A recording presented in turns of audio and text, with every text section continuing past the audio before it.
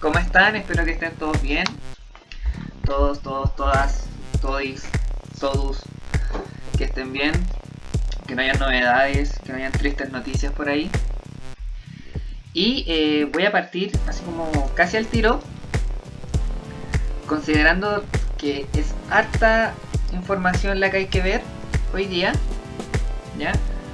Hoy día nos toca la segunda sesión, la sesión que yo le puse en el flyer, sexo igual género, ya una ecuación que vamos a trabajar hoy día, pero creo que después pensando podría tener un nombre más polémico, quizás así como ideología de género en la escuela o algo por el estilo, pero ahí vamos viendo cómo se va tratando el día de hoy, ¿ya? Lo que vamos a ver hoy día principalmente, como para hacerle un adelanto, estoy tomando una metodología de escritura de las sesiones. Vamos a ver eso que ustedes leyeron con Michel Foucault, el texto de Michel Foucault, eso que se llamaba pastoral, y cómo esa pastoral se encuentra dentro, no se encuentra dentro, sino que tiene un funcionamiento singular. Es decir, muy parecido a lo que conocemos actualmente como gubernamentalidad. Es decir, la gubernamentalidad en realidad procede de la pastoral. Y cómo también está esta idea de gubernamentalidad, que la vamos a ver enraizada en un conjunto de prácticas científicas. ¿Ya? Luego de eso vamos a ver principalmente cómo, a través de las ciencias, se establece una noción de sexo, ¿ya?, dentro de las prácticas científicas. Una noción de sexo que en realidad vamos a ver que es igual a género, ¿ya? Es decir, que está permeada por esto que podríamos llamar en forma de contrarrespuesta a ciertos pensamientos como ideología de género. Pero para centrarnos sobre eso, en un tercer punto vamos a tener que ver qué es género, ¿ya? Vamos a revisar superficialmente al menos qué se entiende por género, al menos las perspectivas más clásicas. Y vamos a finalizar con el análisis ya propiamente tal de las políticas de equidad de género que se aplican en la escuela. Y a partir de lo anterior vamos a ver por qué operan de tal manera, es decir, cuál es la racionalidad que se encuentra presente en ellas y también cuáles son los marcos a los que se circunscribe en la escuela particularmente, en el terreno práctico, ¿ya? Es decir, estas políticas tienen un efecto real sobre la escuela porque delimitan la capacidad de acción y la exigencia indicador que se le va a pedir a la escuela, ¿ya? Dicho eso, entonces voy a comenzar, ¿ya? Bueno, el primer punto, como les dije, tiene que ver con esta idea de esta especie de transición o historia o relación que existe entre lo que podríamos llamar la pastoral y la gubernamentalidad. Y para eso quiero utilizar una imagen. No les voy a mostrar nada porque si saco la pantalla del Zoom se me corta la grabación, no sé por qué. El Zoom del Jitsi. Pero quiero que recuerden una imagen. Ya, una imagen del 2017. Una icónica imagen del 2017 que corresponde a la llegada, al tránsito más que a la llegada, del recordado bus de la libertad por las calles de Santiago, ¿ya? Todo el revuelo que ello causó y cómo, espero que lo hayan visto, quedó graficada las manifestaciones que hubieron a favor y en contra de ese famoso bus de la libertad. Quedaron grabadas por el canal de YouTube de Frente Fracasados, ¿ya? Me interesa bastante recordar un poco ese momento, porque en ese video particularmente, y si no lo han visto les recomiendo que lo vean porque es muy bueno. En ese video aparece un entrevistado que me interesa mucho. De la nada, mientras transcurre la especie de nota de este canal de sátira periodística, irrumpe en escena un entrevistado, ¿ya? Un entrevistado que aparece alzando con su mano izquierda un libro, ¿ya? Alza con su mano izquierda el libro y expresa y exclama en dos ocasiones distintas: aquí está lo que importa, esto es lo único que vale. No sé si se acuerdan de esa escena. Exactamente. Está levantando un libro de biología. Y efectivamente cuando exclama, aquí es lo que importa, o sea, que aquí está lo que importa, esto es lo que importa, hace referencia a la distinción de cuerpos por cromosomas, XX y XY, o XY. ¿Ya? Y efectivamente,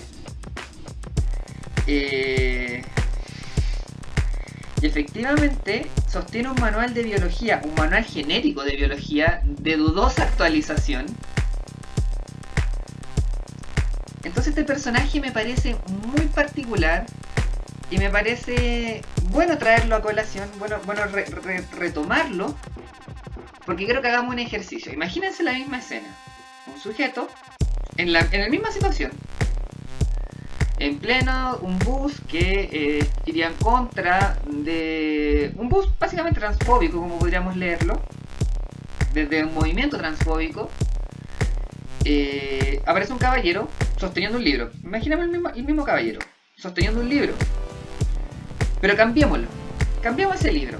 Lo podemos cambiar por un libro, ya no es un manual introductorio a biología, sino que pensemos en un libro quizás cubierto por una cuerina barata, ¿ya? Con hojas delgadas, y que en el borde de todas las hojas se logra ver un tono rojizo, y en la portada de ese libro tenemos con letras doradas la palabra Biblia, Santa Biblia.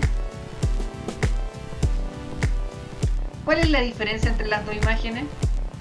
Entre el sujeto sosteniendo el manual de biología y diciendo, aquí está lo que importa, esta es la verdad, y entre, no sé, el pastor Soto frente al Congreso Nacional sosteniendo la Biblia diciendo, aquí está lo que importa, aquí está la verdad. ¿Cuál sería la diferencia entre esas dos imágenes? Entre la imagen del cientificista extremo y la imagen del religioso. Y ahí Tentáculos ya nos dice que básicamente ninguna. Pancho también la acierta bastante.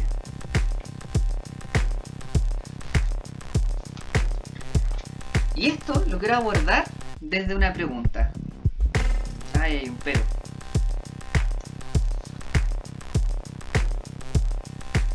Pero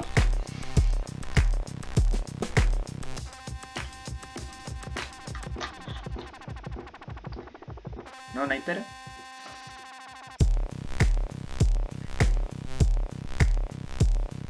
Ah, ya.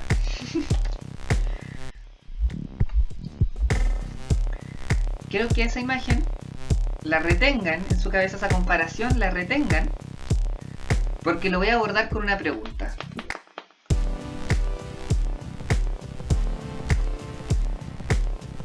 Quiero que lo retomemos con una vuelta bastante larga que me voy a dar a propósito de una de las frases más conocidas y más citadas de Nietzsche.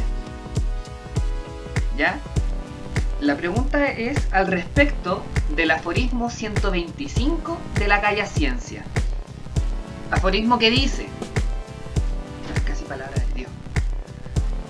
Nietzsche dice en el aforismo 125 de la Gaia Ciencia: Dios ha muerto, Dios sigue muerto y nosotros lo hemos matado.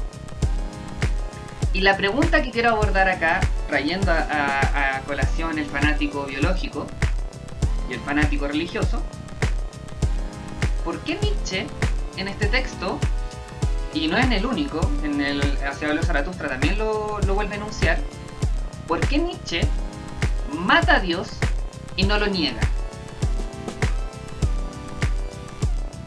Es una pregunta muy relevante para lograr entender lo que vamos a trabajar. ¿Por qué Nietzsche, ese afamado casi ateo, en el cual mucha gente que basa su ateísmo, también pensemos ¿qué se llama esto? En el ateo pedante, que utiliza la frase de Nietzsche, que utiliza el pensamiento científico para basar su ateísmo, para tratar a los religiosos como como una tropa de ignorantes. Frente a eso yo me pregunto, ¿por qué Nietzsche en varias ocasiones dice Dios ha muerto y no dice Dios no existe? Y la respuesta es: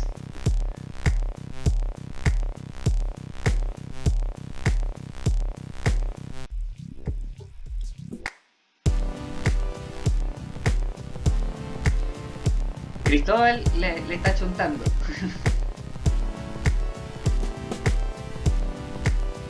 Y Juan también.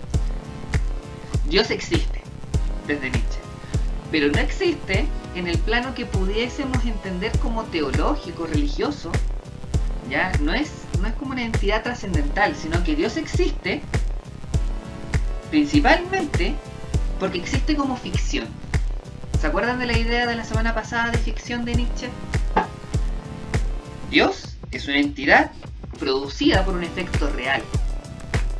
¿Ya? Es una ficción humana y es una ficción en la cual se sustenta gran parte del conocimiento humano.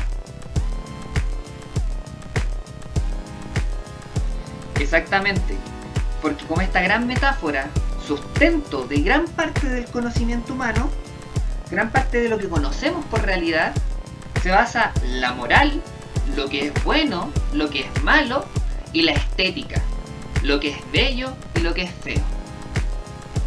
¿Ya? Tiene efecto de realidad. A pesar de que uno podría dudar de la existencia de una entidad trascendental, desde Nietzsche hay que entender que existe. Entonces, declarar su muerte no quiere decir, en sentido literal, que Nietzsche tomó un cuchillo, se lo clavó a Dios y dijo, ya, este güey está muerto. Sino que lo que enuncia Nietzsche es el fin de la moral. ¿Ya? Quizá un filósofo me podría cuestionar esto, pero lo estoy usando casi en términos explicativos para llegar a algo. ¿Ya? Nietzsche lo mata como crítica, como un acto de profanación de una metáfora. Recordemos eso. Recordemos que para Nietzsche esto que conocemos como verdad no es más que una metáfora, ya, que utilizamos para la comprensión del mundo, pero cuyo uso, ya, cuya repetición en el tiempo se vuelve tan recurrente que se olvida su comienzo, que se olvida que en realidad es una metáfora y pasa a tener efecto de realidad, se sacraliza y se consolida como la verdad verdadera. Bueno, también eso es lo que dice Frank, ¿ya? Y se olvida efectivamente que esa cosa que consideramos moral, esa cosa que consideramos la estética, eso consideramos como esta suerte de transmundo, como lo que dice Frank, ¿ya? Algo que sustente nuestra existencia, algo que sustente nuestros valores, nuestras formas de actuar, nuestro futuro, nuestro pasado, ¿ya? Es casi una metáfora ahí articuladora de muchos campos. Si olvidamos aquello, se sacraliza. Entonces Nietzsche, cuando dice Dios ha muerto, voy a citar de nuevo el aforismo, Dios ha muerto, sigue muerto y nosotros lo hemos matado, está diciendo particularmente que su trabajo va a ser tomar la idea de Dios y asesinarla. Asesinarla no en el sentido de que caiga en el desuso o que ya nunca más la vamos a utilizar, sino que es particularmente conocer que tiene una procedencia, que la hemos creado y que por lo tanto la podemos mutar. Pero ¿qué pasaría si Nietzsche hubiese negado la existencia de Dios? ¿Cuál sería el riesgo? Y aquí quiero caer en el riesgo del cientificista. ¿Ya? Cuando el cientificista niega a Dios, niega las formas de conocimiento, en su lugar erige otro Dios, la ciencia. Pensemos nuevamente en el ateo pedante, ¿ya? En ese sujeto del canal ateo, en ese sujeto muy intelectual, en Sheldon Cooper, por tomar una sátira, tiene un dios. Su dios se llama ciencia, su lenguaje es la matemática, ya no el latín. Los científicos son sus profetas. El conocimiento que produce es el conocimiento de la realidad, la verdad verdadera. Su finalidad es la salvación de la raza humana, es dominar la naturaleza. Seguir la ciencia, seguir el conocimiento científico, esta idea del método científico como la única forma de lograr la verdad, nos plantea una finalidad mesiánica. ¿Ya? Lo que dice Catalina también tiene otro sentido porque hay que pensar mucho en cómo el conocimiento científico se erige desde también la idea de racionalidad. Hay un conjunto de autores que comienzan a pensar una serie de cosas en cierto momento y que tratan de plantear lo racional, lo empírico, lo lógico como la meta de la salvación. ¿Ya? Entonces ahí está la relación que existe entre el rapero XXXY, entre el fanático biologicista y el fanático religioso. ¿Ya? Pensemos en Foucault un poco, pensemos en Haraway. Todavía ustedes no leen Haraway de forma directa, a no ser que hayan leído la bibliografía complementaria, que todavía no la subo. Perdón por eso. Donna Haraway tiene un libro muy bueno, que es este, que lo voy a subir. Este libro no sé, esta es la papita, este libro no está en internet, pero yo lo tengo digital. ¿Qué es este? El testigo-modesto @segundo-milenio .hombre hembra copyright-conoce-oncorratón marca registrada. Tecnociencia y feminismo. En este texto ella va a trabajar, entre otras cosas, sí, un título muy bueno. Entre otras cosas, ella va a trabajar una noción que también ya está en el texto que ustedes van a leer de Donna Haraway, que es el vínculo entre el relato de la pastoral cristiana, del cristianismo, y el relato científico. Y ahora sí, ¿qué nos dice Foucault? El texto que ustedes leyeron de Foucault es un resumen, muy resumen, del proyecto que desarrolla luego de escribir el volumen 1 del estrés de la sexualidad. Ahí está resumido el volumen 2, 3 y 4. Muy resumido, porque solo el volumen 4 tiene 500 páginas. Es el desarrollo de cómo emerge esto que consideramos la pastoral cristiana. ¿Ya? La pastoral cristiana, ¿qué realiza? La pastoral cristiana retoma una serie de tópicos que estaban presentes ya en el mundo griego. ¿Ya? Una serie de preceptos morales que tenían una justificación totalmente diferente. ¿Ya? Había unas justificaciones estéticas, había unas justificaciones del gobierno de sí, habían distintos tipos de cosas que estaban pululando ahí. Pero la pastoral cristiana, los padres de la iglesia, van a retomar una idea que viene de otro lado, ¿ya? Que viene principalmente de la cultura mesopotámica y de la cultura egipcia, que es la idea del dios pastor. ¿Ya? Entonces, en un intento extraño, los padres de la iglesia van a retomar la filosofía estoica principalmente y la idea del dios pastor de estas culturas orientales, a pesar de que el cristianismo es oriental, y las van a mezclar. De esa mezcla emerge, de esa discusión, de esa apuesta, de esa transformación que hay entre medio de muchas cosas que van variando y de las necesidades del momento epocal y de las formas de conocimiento que se comienzan a desarrollar, emerge esto que conocemos como la pastoral. Pastoral que ahí Foucault resume al menos 4 características que, ojo, son las mismas 4 características que vamos a encontrar en el discurso científico. La primera es la idea de la salvación. ¿Ya? La idea de que va a venir el Dios pastor y que nos va a salvar. O la idea de que el desarrollo científico va a alcanzar tal punto de desarrollo que nos va a salvar. Ya siempre está en esa proyección de la ciencia a la salvación de la humanidad. Ahora el desarrollo de una vacuna, el progreso. 2. Se sustenta sobre la idea de una autoridad ajena, de una autoridad que está ahí presente y que es el interlocutor válido, voy a decir el interlocutor de forma casi intencional, válido de esta salvación. ¿Ya? El cura, el que puede leer las Santas Escrituras, el que las sabe interpretar porque ha sido iluminado, el Mesías, el científico, aquel que desarrolla todo un conjunto de prácticas, ¿ya?, para lograr alcanzar la verdad. ¿Ya? En tercer lugar se encuentra la obediencia. Es decir, tú frente al cura tienes que obedecer los preceptos morales, religiosos, teológicos de la religión. Pero frente a la ciencia también hay que obedecer un conjunto de preceptos. El método científico, por ejemplo. La producción de conocimiento en base al método científico. Y aunque muchos de nosotros no lo tengamos tan interiorizado en nuestras vidas, el método científico es parte, por ejemplo, del currículum de matemáticas desde la educación parvularia en adelante.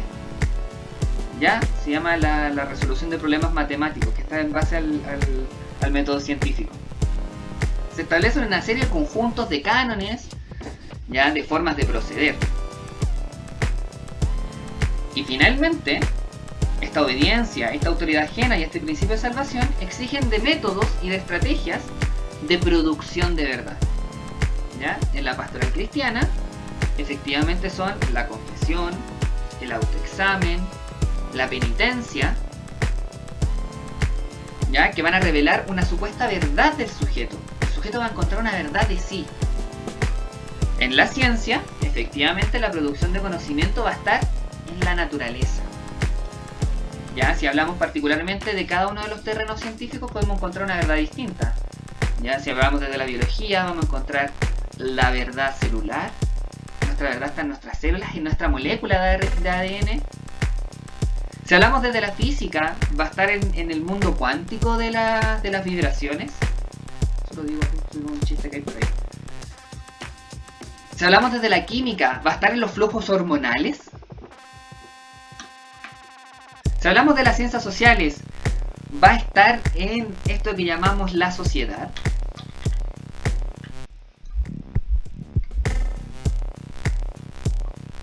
A propósito de lo que dice Catalina, voy a llegar a ese punto también.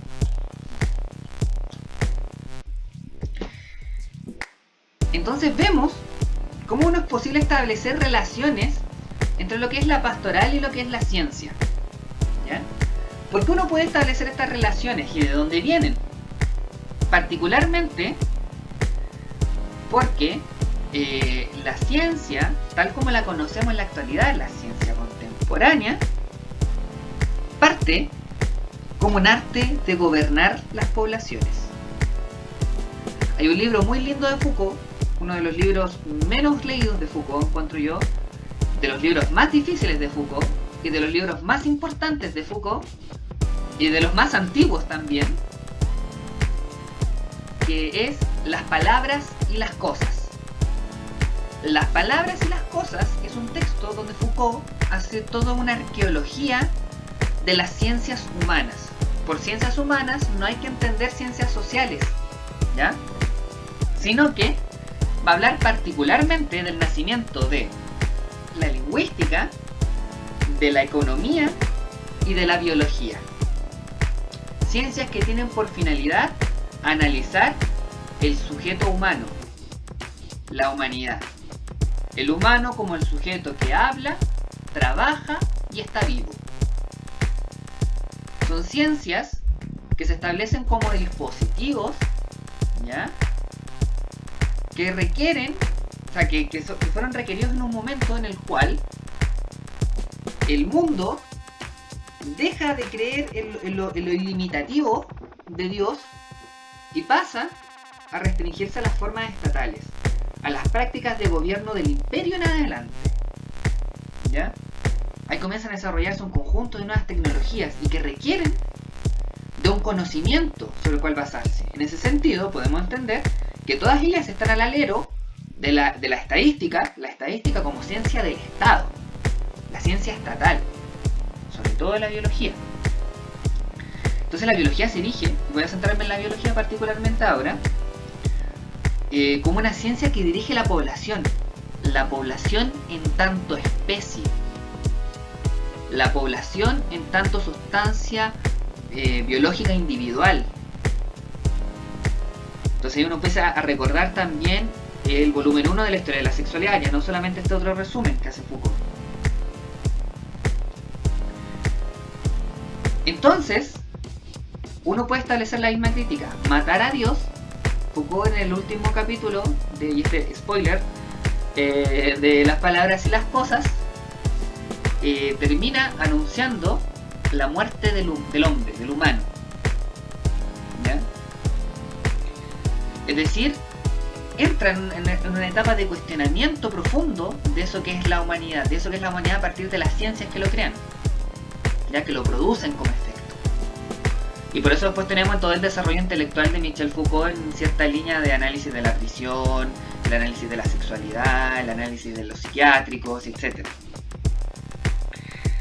Tenemos que hacer un ejercicio crítico entonces sobre la ciencia, particularmente en este caso sobre la biología, ¿ya? Sino que mirar la ciencia, mirar cómo produce el conocimiento, implica cuestionarla, y sobre eso nos vamos a centrar. Y aquí voy a pasar al segundo punto de la clase de hoy, ¿ya? Y efectivamente, como dice Cristóbal, y como también dijo Cata, no vamos a negar la ciencia, ¿ya? Exactamente, no vamos a negar la ciencia porque también vamos a caer en ese ejercicio.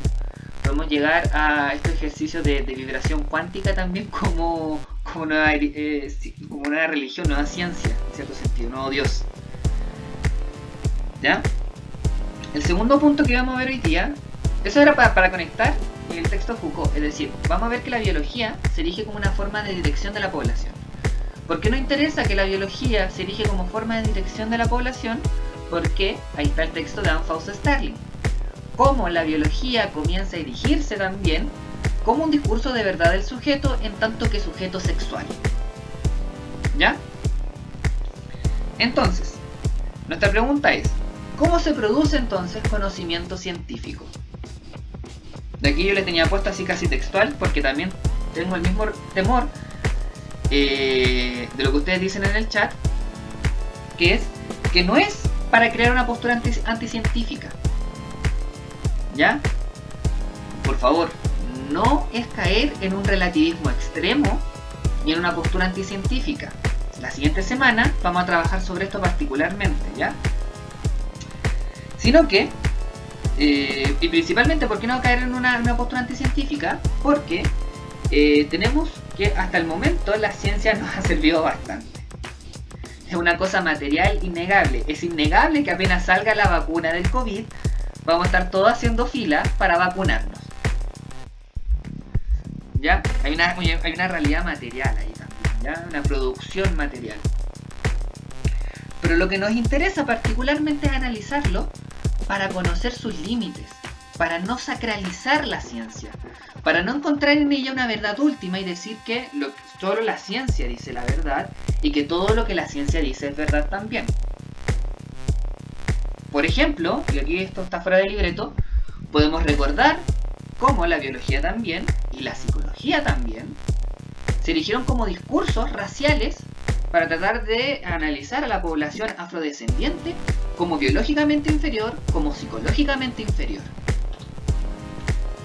Ya, eso era científico, era basado en el método científico. Pero para no caer en esos sesgos, para no caer en esas perspectivas, es necesario analizarla críticamente. Incluso analizar críticamente la ciencia desde estas perspectivas es un ejercicio mucho más científico que creer ciegamente en la ciencia.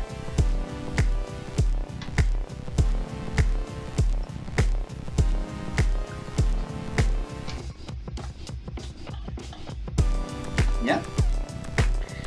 En ese sentido tenemos que entender la ciencia, ¿ya?, como una práctica social. Y esa es la invitación que hace Donna Haraway. Y que no sé por qué la puse en la siguiente... no sé, me acuerdo por qué la puse en la siguiente clase. Pero ahí vamos a analizar detenidamente una respuesta a esta crítica. Donna Haraway hace una respuesta a esta crítica y una respuesta en la cual, que es la perspectiva parcial, que es la segunda parte de este gran taller. Pero en este momento estamos en la desnaturalización todavía, si se acuerdan. Es decir, la ciencia como una práctica que está dentro de los marcos sociales, que está dentro de las formas de comprensión de lo social, ¿ya? Y que está dentro de las disputas políticas, culturales, étnicas, ¿ya? Aquí hay toda una línea de investigación al respecto, ya que es principalmente toda esa línea que se llama a sí misma los estudios sociales de la ciencia y la tecnología. Hay toda una línea de estudio de ciencias sociales que se basa en un análisis de la ciencia, ¿ya? Un psicólogo muy bueno que trabaja esta arista y que analiza los sistemas de salud, por ejemplo, es Jorge Castillo, un psicólogo muy seco. Bueno, oye, esto va a estar en redes sociales. ¿Ya? Cómo la ciencia se articula con lo social, cómo la ciencia está dentro de lo social, cómo la ciencia pelea con lo social. Ya no podemos negar, por ejemplo, que al momento de realizar ciencia uno lo realiza dentro de una institución que tiene jerarquías, una institución que tiene juegos y disputas de poder, una institución en la cual uno para investigar necesita postular a fondos que son concursables, fondos que alguien decide si son, o sea, investigaciones que alguien decide si son relevantes o no,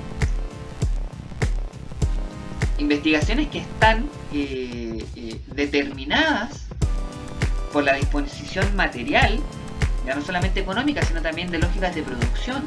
Es decir, si yo puedo producir el instrumento para medir X o A fenómeno, ¿ya? Entonces también está determinado por una serie de conjuntos de prácticas sociales. Y aquí es importante entender que la ciencia, sobre todo la biología, va a determinar un cuerpo. ¿Cómo la biología determina un cuerpo? Lo hace por medio de la producción de un conjunto de tecnologías de observación. Por ejemplo, es imposible pensar la biología sin la creación del microscopio. Porque antes del microscopio no existía biología, sino que existía historia natural. Se llamaba el campo, ¿ya? Pero asimismo no solamente faltaba el microscopio, sino que también era necesario un lenguaje, un código que ya no estuviese sobre la trascendencia, la historia de lo que está afuera, sino que fuese hacia adentro, ¿ya? Un cambio conceptual. Y sobre esto hay mucho desarrollo también en el campo de la epistemología de la ciencia, principalmente los trabajos de Thomas Kuhn, ¿ya? Y Paul Feyerabend, que son trabajos que vienen de la historia de la ciencia desde los campos de la física, desde los campos de la biología, ¿ya? Esta parte es muy interesante porque no son trabajos que se desarrollan desde las ciencias sociales, sino que son los propios científicos duros, los de las ciencias exactas, los que comienzan a analizarse a sí mismos, ¿ya? Y que condice con toda una serie de crisis que tiene el pensamiento científico dentro de determinada época, ¿ya?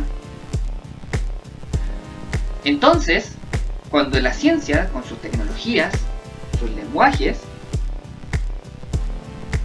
hace hablar la naturaleza, ese es el discurso que por ejemplo, se llama recurso de factorización.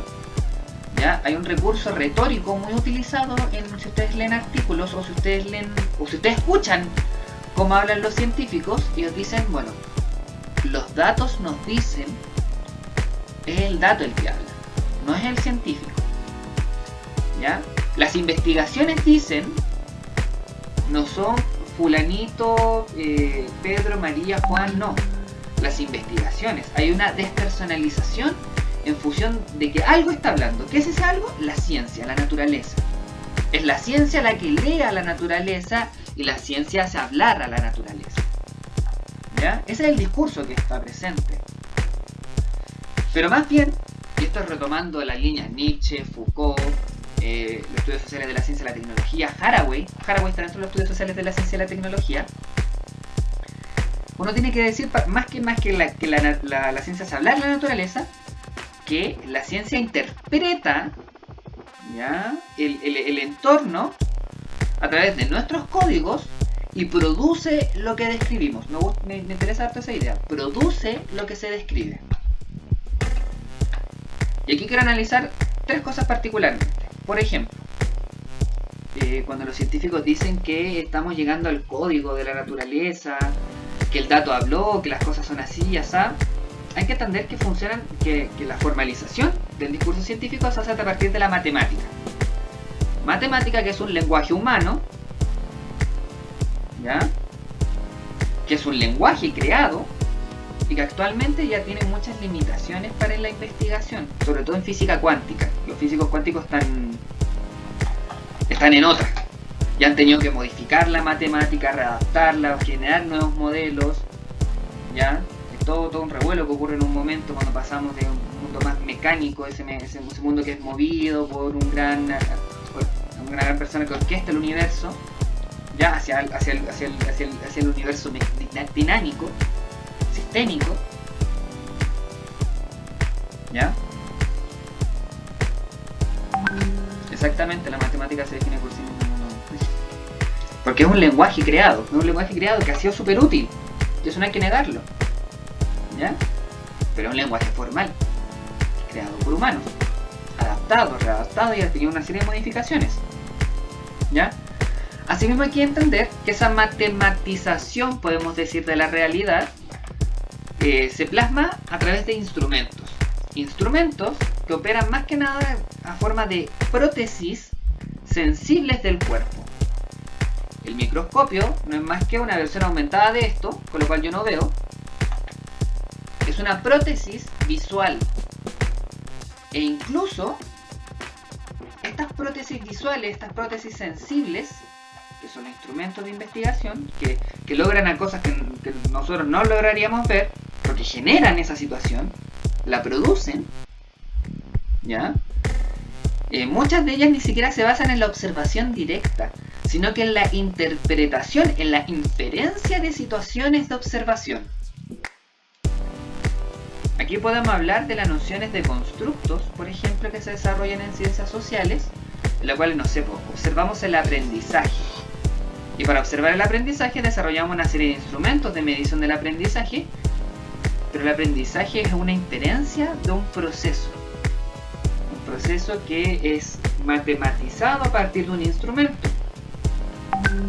Pero eso no ocurre solamente en ciencias sociales. Por ejemplo, muchas de las imágenes cerebrales que conocemos no son más que el producto de inferencias de procesos, ¿ya?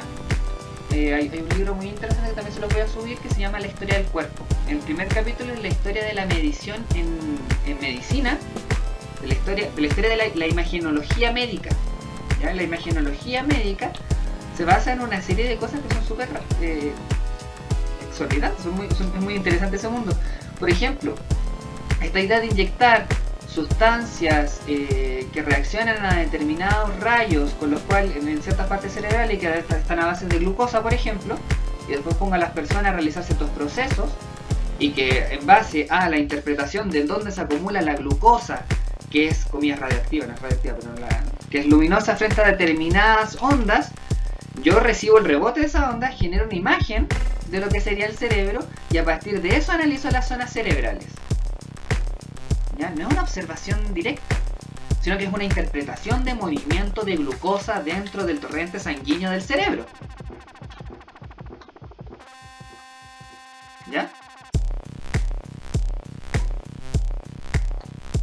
O por ejemplo, cuando comenzamos en un momento a tener modelos atómicos, por algo habían disputas sobre los modelos atómicos, sobre los modelos cerebrales y una serie de otras cosas más, ¿ya? Comienzan un conjunto de inferencias al respecto de cómo funcionan los procesos científicos, lo que se llama hipótesis ad hoc, que ocurre en la ciencia, no nos gusta que ocurra, pero ocurre recurrentemente. Luego de esa hipótesis, de esa inferencia, se desarrolla una máquina, una tecnología que nos va a decir particularmente cómo ella funciona, matematizamos esa reacción, y si es tal cual como nosotros dijimos, bueno, excelente, tenemos un proceso de visualización científica. Hay una inferencia, hay una interpretación de la realidad, si se dan cuenta. ¿Ya? Hay un ejercicio de desarrollar técnicamente la verdad. Producimos toda una ficción, ¿ya? Pero asimismo habría que entender, y esto es un principio, hay un libro muy lindo, yo no estoy muy de acuerdo con este autor, pero hay un libro muy lindo, que se llama Espíritu y Naturaleza, ¿ya? Que es... no sé el nombre del autor. Lo voy a buscar. El libro se llama Espíritu y Naturaleza, que es un autor clásico de la teoría sistémica. Espíritu y Naturaleza. ¿Nadie se lo sabe? De Gregory Bateson. Muchas gracias. El libro Espíritu y Naturaleza de Gregory Bateson estaba ideado para hacer 2 libros. ¿Ya? El primer libro analiza todo lo que es esta epistemología cibernética, la pauta que guía y conecta.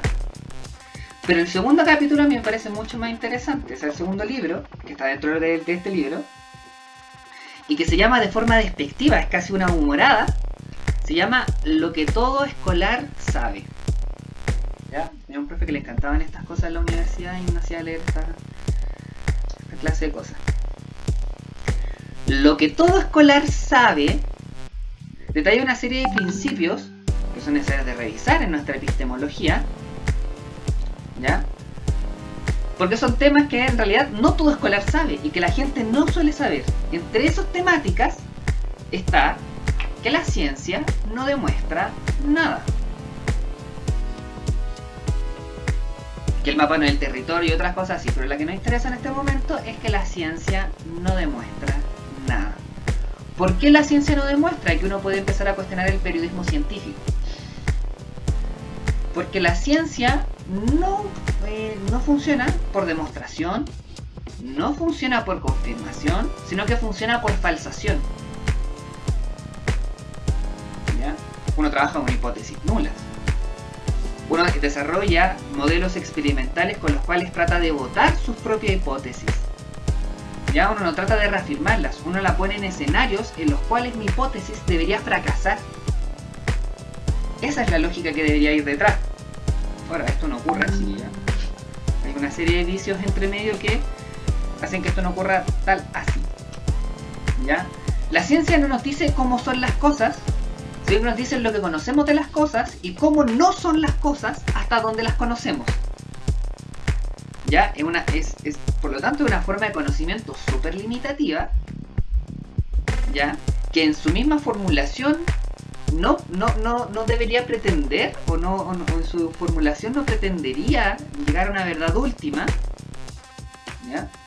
Este es principalmente el aporte de Popper, ¿ya? El pensamiento científico. Muchas gracias por ese ejemplo, Nao. Los diagnósticos psicológicos, los diagnósticos médicos, vean cualquier serie médica. O vayan al médico. Los diagnósticos médicos operan primero descartando qué no es lo que usted tiene. Ay, me duele la cabeza. Bueno, le vamos a mandar a hacer un escáner, una tomografía, un análisis de sangre. Vamos a ir descartando qué cosas no son. Y así vamos a llegar a lo que es. Es lo mismo que opera en el diagnóstico psicológico. Vamos descartando, se llama diagnóstico diferencial esto. Vamos descartando para finalmente llegando a una conclusión última. Bueno, si no es todo esto, lo más probable es que sea esto otro. ¿Ya? Vean, no sé, pues, The Good Doctor, Grey's Anatomy, se van a dar cuenta cómo la racionalidad que ellos están operando ahí. ¿Ya? Entonces la ciencia no demuestra nada, la ciencia falsea. Es decir, dice, ¿qué no son las cosas? Trata de votar sus propias hipótesis, generando situaciones experimentales que las ponen en riesgo, y si no fracasa esa hipótesis, ¿ya? No se dice que mi hipótesis está en lo correcto, sino que se dice que hay evidencia a favor de que mi hipótesis no está en lo incorrecto. Bueno, un juego de palabras ahí entre medio que tiene ciertos principios lógicos. ¿Ya? Entonces tenemos todo un conjunto de ideas que quiero que decantemos dentro del campo de la biología y de la medicina hacia la noción de sexo. ¿Ya? La noción de sexo, el análisis del cuerpo biológico sexuado, se ha desarrollado en distintos campos de aplicación científica. ¿Ya? Aquí voy a retomar una idea de Thomas Kuhn, pero aplicada a otro contexto. Cuando analizamos lo que es sexo, tenemos que existen por lo menos 4 criterios de determinación de qué es un cuerpo sexuado. ¿ya? Es decir, cuál es su sexo. Tenemos lo que se llama como el sexo cromosómico, el sexo hormonal, el sexo, que a mí me gusta decir, estético genital, y lo que podríamos denominar sexo estético secundario. Cuatro niveles radicalmente diferentes, ¿ya? Que cada uno desarrolla sus propios instrumentos, sus propios lenguajes, porque apelan a realidades completamente diferentes. El mundo de la genética es distinto al mundo hormonal, al menos en su medición. El mundo hormonal es distinto al mundo de la estética genital. Hay determinaciones, hay relaciones, ¿ya? Pero las técnicas que se desarrollan desde el pensamiento científico son diferentes. Por ejemplo, Thomas Kuhn, en la estructura de las revoluciones científicas, refiere a la imposibilidad de desarrollar un conocimiento universal. Es decir, la cosa no es tan fácil como juntar todo lo que sabemos de todas las áreas y hacerlas coincidir en una ciencia universal. ¿Por qué? Yo diría que sería un ejercicio básicamente como el de juntar partes de un cuerpo humano distintas de distintas personas, o partes de un cuerpo humano dibujadas por distintas personas, y tratar de armar un cuerpo coherente. Cada uno de los campos particulares, porque también hay que pensar en la especificidad del desarrollo científico, ¿ya? No es lo mismo la microbiología que la biología celular, ¿ya? Se desarrollan distintos territorios y distintos instrumentos que no son muchas veces compatibles entre sí y que van a desarrollar el cuerpo en tanto que múltiple. Hay un libro, no sé si lo tengo acá, me va a caer algo encima. No, parece que no lo tengo. Ah, que lo tengo. No. Ya no lo tengo. Hay un libro que está en inglés. ¿Sí? En la traducción es básicamente El cuerpo múltiple. ¿Ya? El cuerpo múltiple de Anna Marie Moll. Anna Marie Moll es una autora que hace una etnografía de las formas de diagnóstico de una enfermedad en un hospital. ¿Ya? El libro se llama The Body Multiple. Es una... creo que es ontología de las prácticas médicas, algo así. Lo voy a subir también. Lo voy a anotar.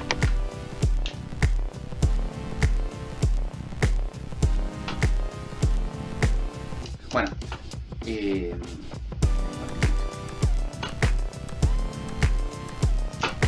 Ese texto, ella hace una etnografía de las prácticas médicas. ¿Ya? Ella está ahí, ve las formas de diagnóstico, pregunta cosas, y se da cuenta que para el diagnóstico de una enfermedad, que no me acuerdo el nombre ahora, pongamos que creo que era la osteoclorosis, una cosa así, bueno, ella se da cuenta que existen 3 procedimientos particulares, ya, para su diagnóstico. 3 procedimientos que no siempre coinciden y que incluso son organizados jerárquicamente dentro de las prácticas médicas. ¿Ya? Con el cuerpo sexuado pasa algo similar. Ustedes leyeron la introducción del texto de Cuerpo Sexuado de Fausto Starling. ¿Ya? Ella ya habla de una serie de conjuntos de formas de medir el cuerpo. Podemos leer el sexo cromosómico como la combinación que se podría leer cerradamente como XX y XY, ¿cierto? Sin embargo, no son las únicas 2 posibles combinaciones. Tengo entendido que al menos hay un... también se lo voy a subir. Hay un youtuber que hace un video sobre esto muy entretenido.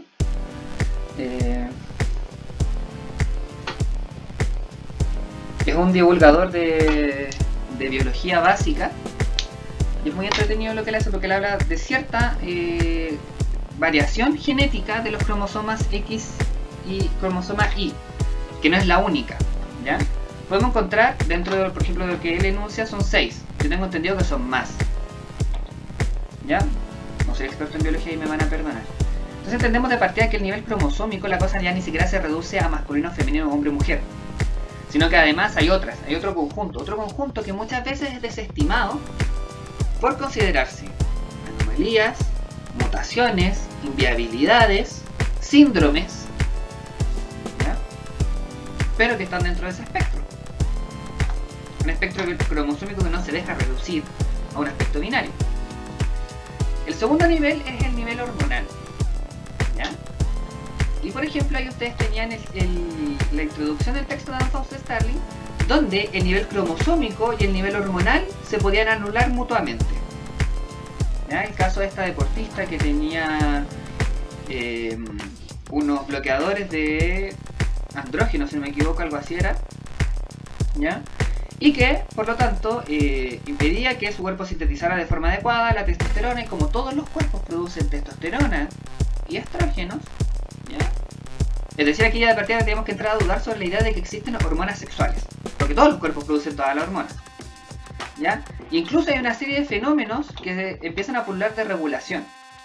Mucha gente en la adolescencia, por ejemplo, tiene lo que se llama médicamente desórdenes hormonales de forma pueril, ¿ya?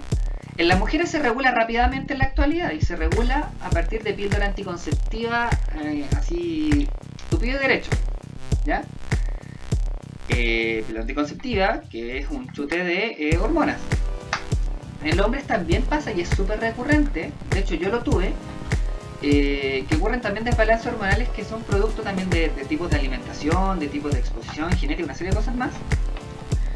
Y que por lo tanto hay desbalance, o sea, uno empieza a producir, por ejemplo, yo produje mucho más estrógeno durante un año de mi vida, desarrollé médicamente lo que se conoce como ginecomastia, que es el desarrollo de glándulas mamarias hasta cierto punto, y que por lo tanto ya en el cuarto nivel, mi cuerpo de carácter secundario, hay un aspecto muy de mujer, que no condice quizás con mi aspecto, que no condice con una serie de otros elementos más, ¿ya?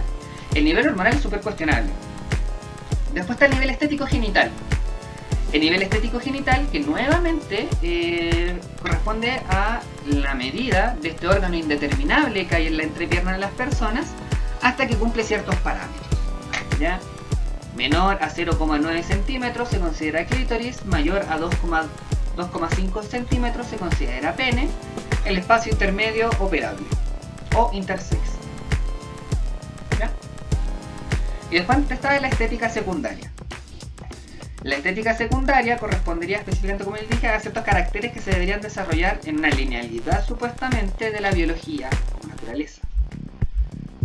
Pero hay gente que nuevamente se sale de esas normas. De hecho, hay muchas mujeres que yo he visto recurren mucho a ginecólogos por tener exceso de producción, por ejemplo, de testosterona, y que comienzan a tener mucha vellosidad, comienzan a tener mucho acné, y otra serie de cosas muy locas que comienzan a pasar ahí por el cuerpo.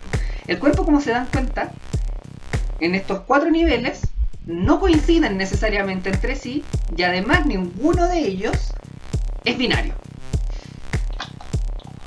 Ninguno. Ya no coinciden siempre, no son binarios, y lo más chistoso es que no pelan por polos. Es decir, no es que sea un continuo hombre-mujer, ya, sino que escapan a esas nomenclaturas y empiezan a hacer combinaciones desquiciantes.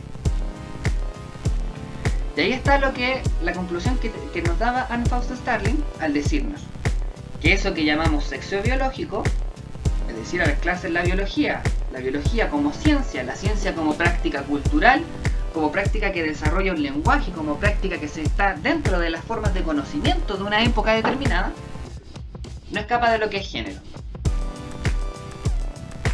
¿Ya?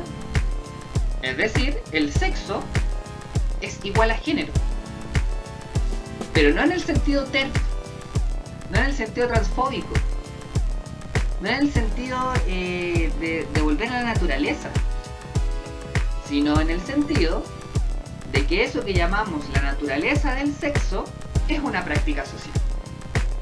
Medito esta vuelta va a decir eso. ¿Ya? Siendo así, va a decir finalmente que el sexo es género, como una práctica cultural, una práctica múltiple. Sin embargo, viene la pregunta: ¿qué es género? Y uno podría decir, pero género es género, pero es construcción social, pero ya sabemos que no estamos muy de acuerdo con la idea de construcción social así a puras y duras.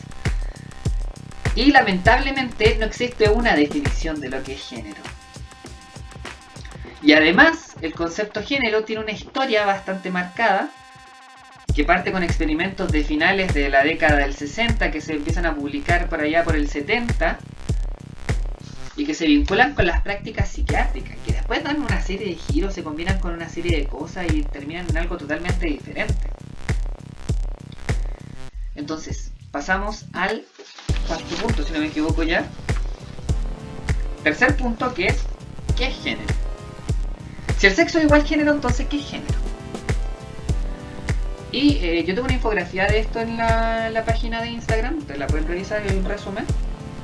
Pero básicamente podemos hablar de tres tradiciones. La primera es la tradición psiquiátrica, la tradición desarrollada principalmente por el psiquiatra infantil John Money, en los experimentos con gemelos. Hay un experimento con gemelos que termina en el suicidio de uno de los gemelos. Ya cuando es más viejo sí, pero hay una serie de problemas con ese experimento, en la cual se entiende ese género como sexo psicológico, ¿ya? Como una verdad de sí, como identidad, ¿ya? Identidad que sería, de que viene la nomenclatura, disfórica al cuerpo, al sexo biológico, ¿ya?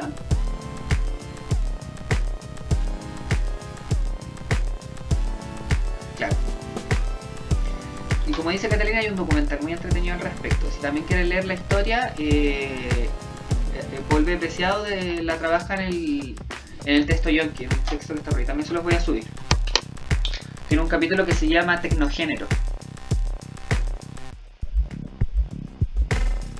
Bueno, y ahí también pueden buscar las publicaciones directas de John Money. Ahí están en internet. Yo la he leído, la tuve que leer para hacer un trabajo una vez, me acuerdo. ¿Ya? Está esa noción. La noción de sexo psicológico como verdad de sí, como una verdad que sería inconmensurable con el cuerpo, que produciría que produciría como disforia al no coincidir, ¿ya? Esto desde ese discurso que tendría la ciencia como natural. Luego estaría la perspectiva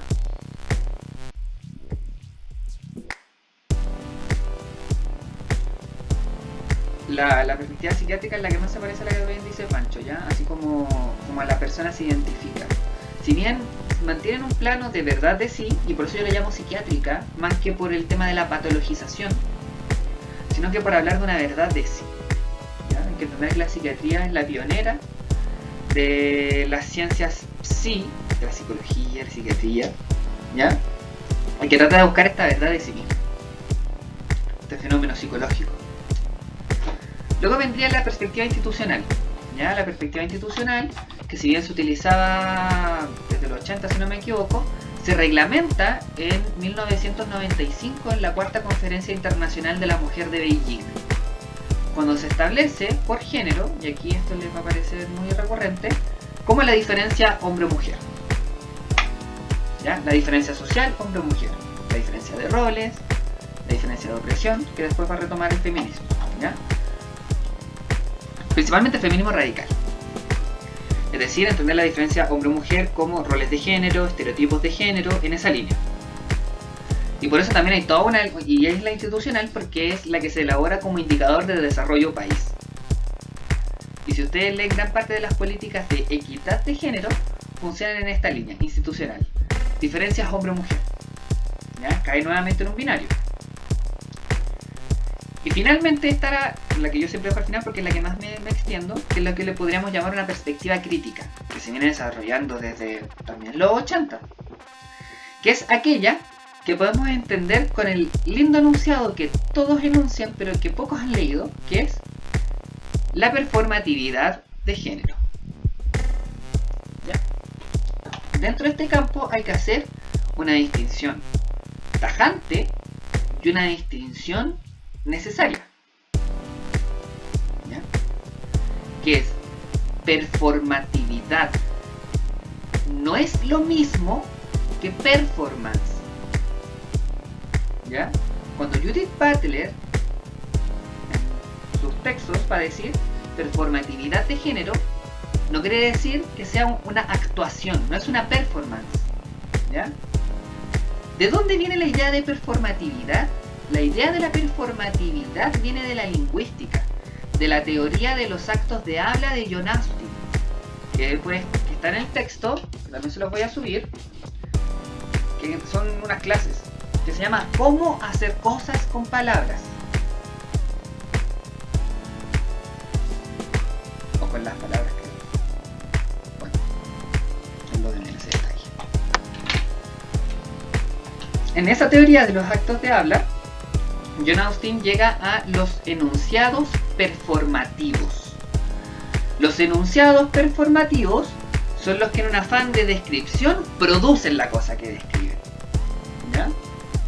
El ejemplo más clásico de aquellos es los declaro marido y mujer. O por ejemplo, cuando uno está defendiendo su tesis, o cuando está en una ceremonia de titulación, la gente te declara. Cuando alguien defiende su tesis, se le da su nota, se termina, le dicen felicitaciones, ahora eres psicólogo, ahora eres profesor. Hay una realización en el acto de la descripción. Te estoy describiendo, pero te estoy realizando. ¿Ya? Hay un efecto de realidad que se encuentra ahí, que generalmente está circunscrito a una... ¿cómo se llama esto? A una ritualización particular. Y quien lo enuncia tiene que estar en un lugar. Yo puedo declarar a las personas marido y mujer, pero no es lo mismo que se lo declara un juez. Yo puedo decir que alguien es profesor, pero no es lo mismo que si lo declara la comisión de defensa de tesis. ¿Ya? Entonces, Judith Butler lo que va a hacer es retomar esta idea. ¿Ya? Esta idea que no es de performance, insisto, no es una actuación. La gente lo tiende a confundir mucho. ¿Ya? Entonces, lo saca de la lingüística, y más que lo saca de la lingüística, lo complementa ese lado lingüístico con una preocupación por la materialidad del cuerpo. ¿Ya? El libro Cuerpos que importan, Bodies That Matter, ¿ya? También involucra no solamente lo que es la matter como importancia, sino que matter como materia. ¿Ya? Una declaración que ha hecho Judith Butler en muchos lados y que está en el texto de Dan Fausto Starling y que está en otros textos que interpretan ese libro. ¿Ya? Entonces, ¿qué nos va a decir Judith Butler? Que hay prácticas, hay situaciones, hay tecnologías, hay dispositivos, hay instituciones, hay burlas, hay palabras, ¿ya? Hay todo un conjunto de situaciones, de prácticas discursivas y no discursivas, podríamos decir para sintetizar, que producen al cuerpo que intentan describir. ¿Ya? Actos, rituales, observaciones, gestos. Pero una cosa que es muy interesante, que es que lo producen y lo reproducen constantemente. ¿A qué va con la idea de reproducción? A que esto se va actualizando. No es una norma, no es una distinción que esté canónica previa, sino que también se va haciendo mientras se elabora. Una cosa muy compleja. ¿Ya? Por ejemplo,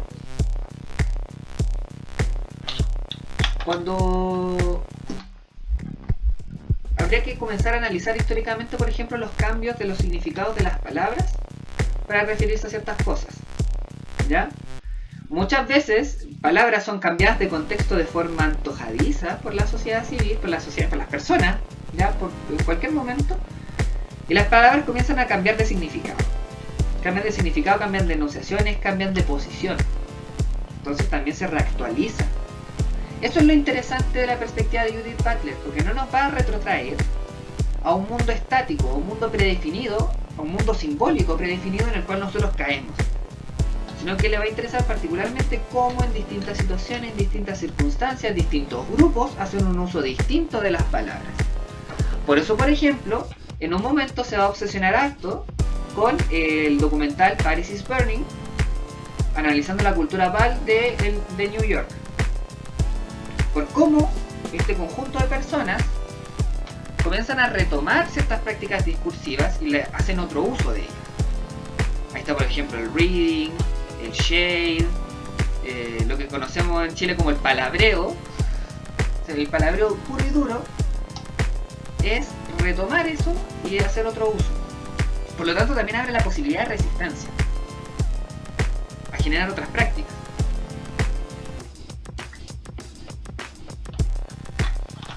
Entonces, Dicho eso, género no es socialización, como lo que fue lo queer también. Entonces la primera consecuencia de esto es que género no es socialización, no es ser incluido en la sociedad ya armada, ¿ya? Género tampoco es una actuación, no es actuación, y eso es lo más importante. No es una performance, no es una puesta en escena, es un acto que produce efecto de realidad. Pero lo más importante, y aquí viene la idea que a mí más me interesa destacar, porque tal como en internet se burla mucho de la feminista radical, que no puedo estar en desacuerdo de esa burla del PDF, también la gente que utiliza el concepto de género, al parecer no ha leído a Judith Butler. Porque Judith Butler deja bien claro que género no es una identidad, no es una expresión y no es una verdad del sujeto, sino que es un efecto externo. Género es una relación, es un efecto de realidad. ¿Ya? Género es la realización de un marco de inteligibilidad, tal como ustedes leyeron en el primer capítulo de Deshacer el género. ¿Ya? Es decir, los cuerpos son leídos, los cuerpos son interpretados, los cuerpos son performados, podríamos decir, dentro de un determinado marco. Dentro de ese marco que da inteligibilidad a los cuerpos, es lo que Judith Butler va a entender como la norma heterosexual, la heteronorma, ¿ya? El marco de inteligibilidad heterosexual.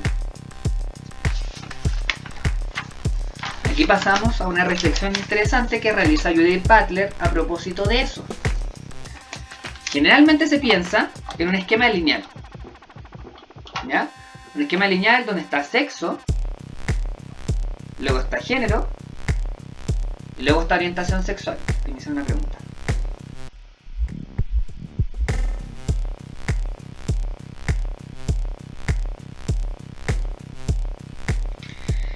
¿Cuál es el que impera? Los tres. Y es lo más chistoso. Operan los tres a la vez. Y es lo más chistoso, operan los tres a la vez en el mundo actual. Los tres conceptos de género que acabamos de ver, el psiquiátrico, el institucional y el crítico, operan a la vez. Y operan en nuestras discusiones de Instagram, en nuestras discusiones de Facebook, en nuestros videos de YouTube, en las cosas que vemos, ¿ya?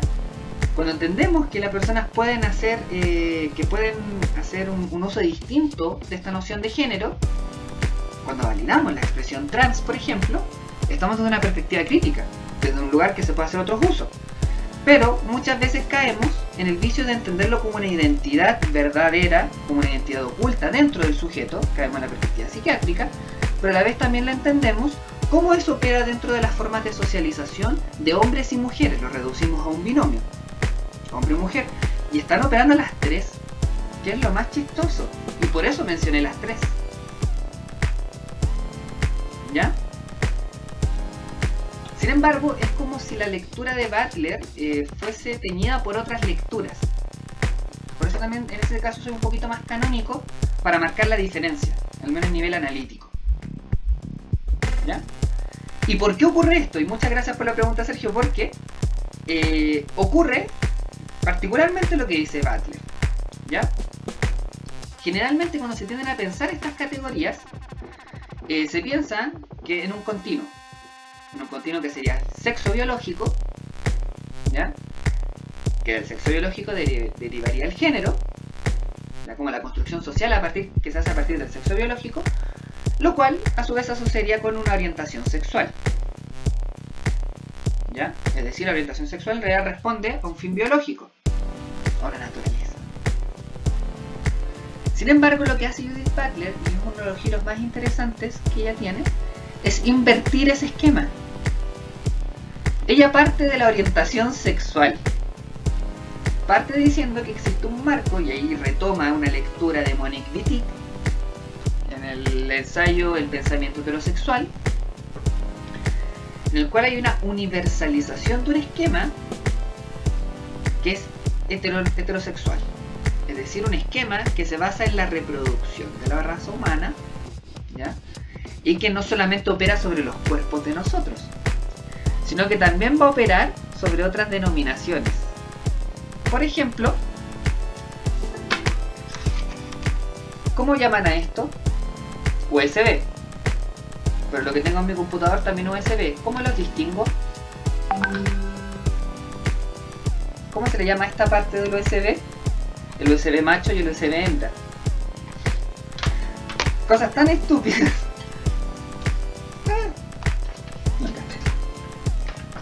Nuevamente, como el macho y hembra.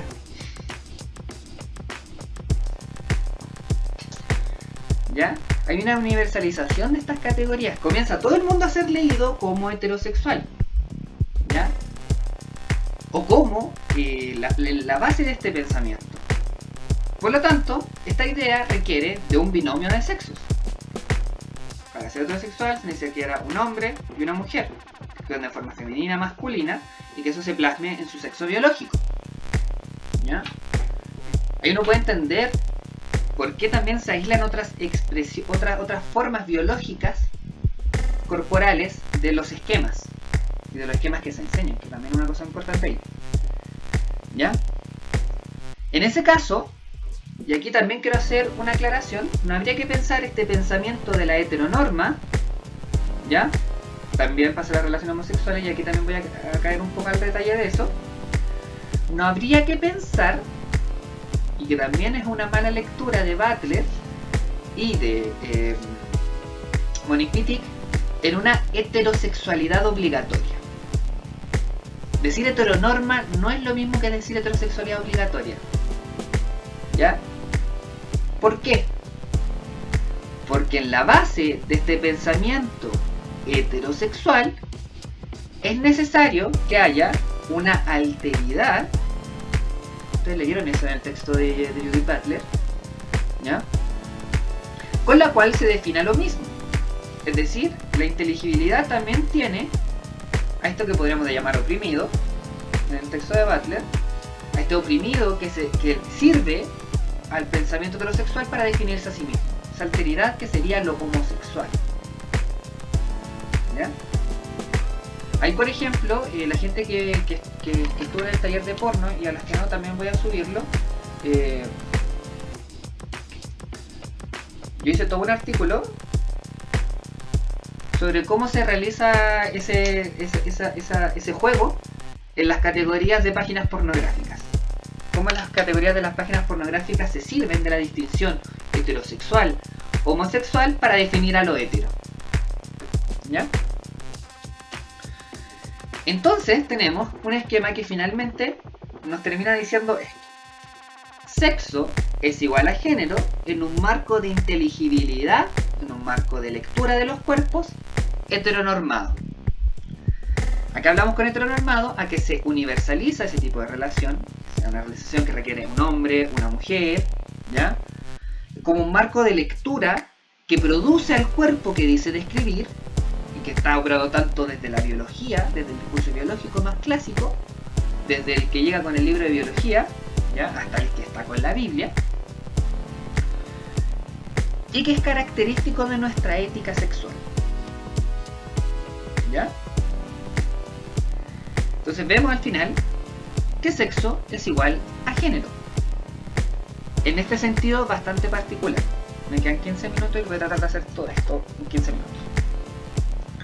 Siendo así, tenemos una esquemática que es retomada por el Ministerio de Educación en el 2015 y que en realidad opera también en la lógica de la política pública y en la política internacional, que es este esquema de la figura antropomórfica, podemos decir, en donde se manifiesta que existe una expresión de género, una identidad de género, un sexo biológico y una orientación sexual. Como este marco de la gran inclusión que vamos a hacer de la perspectiva de género en educación, y para hablar de equidad de género tenemos que hacer estas distinciones. Yo siempre me he preguntado de dónde proviene este esquema, quiero mucho saber de dónde viene, quiero hacer ese trayecto. No sé qué dijo Catalina, no entendí. Vuelve a redactar. Entonces mi pregunta es, ¿ustedes han visto ese esquema? Yo supongo que sí. Está en todos lados. Mucha gente lo usa. Pero ¿qué ocurre acá? ¿Cómo se gestiona la escuela desde ese esquema? Ese esquema, que según la nomenclatura que acabamos de definir, sería una cosa aberrante, porque sexo igual a género. Género es una relación, no es una identidad, no es una expresión.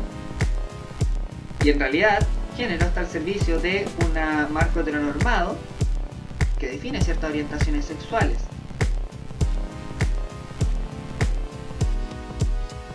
¿Ya? Y efectivamente a eso voy a ir con lo que dice Catalina. Tenemos que este esquema que opera en la política pública y que genera ciertas directrices, nos plantea dos tópicos, al menos en el marco educativo. El primero va a volver sobre el sexo biológico como verdad. Como verdad que sustenta un pensamiento heterosexual, que sustenta un esquema de inteligibilidad heterosexual. Por lo tanto vamos a hablar de binarios. ¿Ya?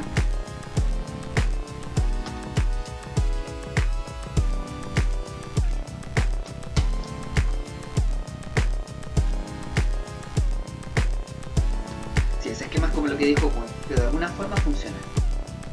Y es la forma más descabellada y por eso me obsesiona tanto. De alguna forma funciona. Y efectivamente, voy a retomar también lo que dice la Nayo, porque aquí voy. En primer lugar, se selecciona el sexo biológico, se destaca el sexo biológico como un sustento natural, se sacraliza la biología.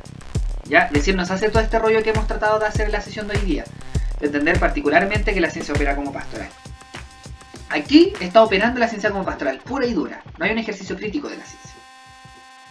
Nuevamente, el Mineduc alza su libro de biología santillana de cuarto básico y dice: he aquí la biología, sexo biológico.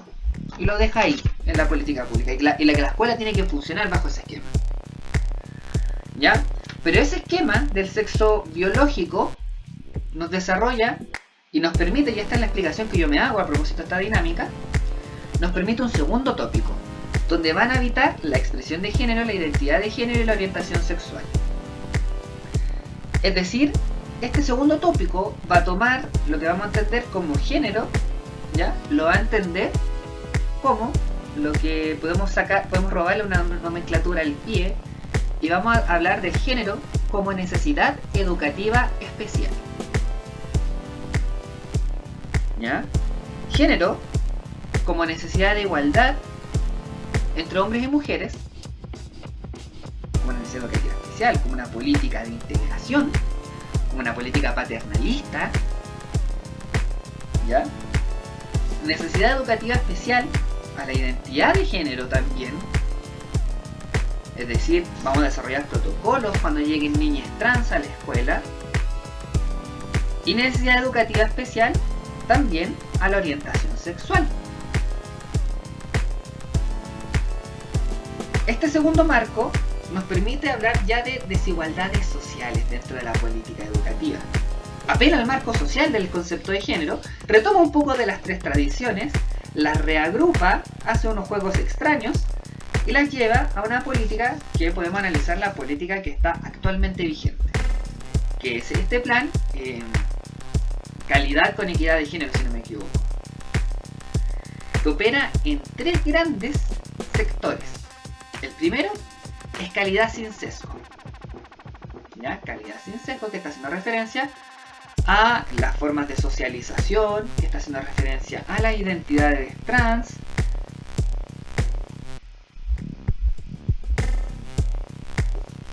también, ¿ya? Y también el programa Más Oportunidades, que trata nuevamente, como dice Nayo, tomar la feminidad, hacerle una cosa bien paternalista ahí de vamos, yo te voy a apoyar, tú vas a lograr ser científica y vamos para adelante. Es un marco que opera de igual forma que el PIE. Trabaja sobre, comillas, necesidades educativas especiales para suplementar un déficit, para integrar a las personas. Y produce lo que la filósofa chilena Alejandra Castillo llama como acción positiva. Es decir, y esto es lo más chistoso, en la propia política de suplementación, de discriminación positiva, también puede ser leído, produce aquello que dice ayudar. Produce la desigualdad y la suplementa. ¿Ya? Es muy interesante ese marco porque más encima invisibiliza un conjunto de violencias institucionales, un conjunto de prácticas institucionales, las individualiza y dice, bueno, como Estado, como escuela maternalista, así como casi una cosa de bienestar, te vamos a ayudar. ¿Ya? Y produce aquello que dice erradicar. Porque más encima esto opera por curvas de normalidad que se van actualizando y siempre tienen una cola. La curva de normalidad siempre tiene una cola. En este caso soy yo la cola que está presentando.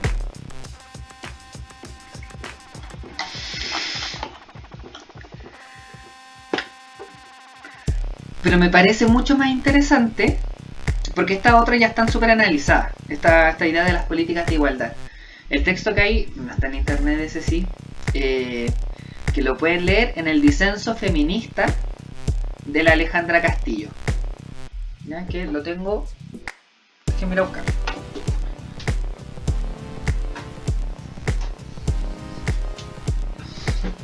Que es este librito. ¿Ya? Disensos Feministas de la Alejandra Castillo. Ya, la Ale es súper interesante. Ella es profe de filosofía. Ella hace clase en el pedagógico, en la carrera de filosofía. ¿Ya? Es una filósofa muy interesante leer también a propósito del campo de la educación. Ya me muy popular en el mundo chileno, la disidencia. La gente la quiere mucho. Pero fuera de ese campo, a mí me llama mucho la atención la tercera política. La tercera política, o la tercera línea de la política actual vigente es no violencia. Tolerancia cero a la violencia. Y aquí quiero retomar las ideas del texto de Judith Butler que ustedes leyeron, ¿ya? Del yo extático. Y además, las ideas del texto de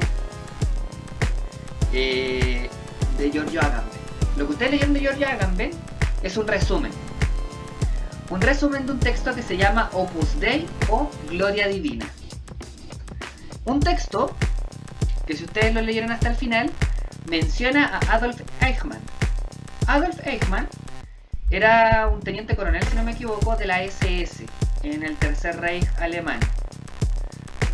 Hay otro texto que habla sobre Adolf Eichmann y que es uno que lee Giorgio Agamben para escribir Gloria Divina, y son los estudios sobre la banalidad del mal de Hannah Arendt. También se los voy a subir.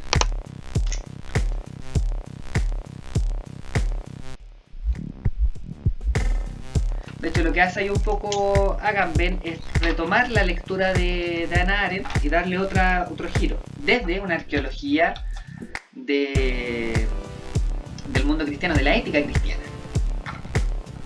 ¿Ya? Entonces, exactamente, el que solo seguía órdenes, el que no tenía intencionalidad, el buen burócrata, que no tiene intenciones detrás, que por lo tanto no es culpable porque no fue su intención.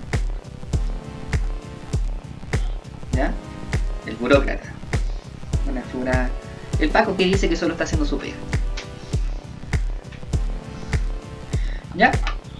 ¿Qué pasa con la ley de no violencia? Con esta arista de no violencia. Esa arista de no violencia se encuentra dentro del campo de la convivencia escolar. Por lo tanto, se circunscribe a dos leyes. Son dos, sí, son dos. La ley antidiscriminación y la ley de violencia escolar. Es decir, sancionar discriminaciones hechas arbitrariamente, y la ley de violencia escolar, que trata de regular los protocolos que desarrolla la escuela a propósito de la convivencia. Hay una serie de estudios muy interesantes sobre la ley de violencia escolar, ¿ya? Que son desarrollados principalmente por un grupo de estudios de la Universidad Católica de Valparaíso, el grupo que está a cargo de la Verónica López, ya que analiza esa ley desde el marco chileno, desde el marco latinoamericano, desde el marco de los estudiantes, es decir, las percepciones de los estudiantes, desde las percepciones de los docentes y desde las percepciones de los hacedores de política pública. Lo que hace el grupo de la Verónica es retomar todos los niveles y sistematizar eso en distintos artículos. ¿Ya? Muy interesante, les voy a subir también artículos en esa línea.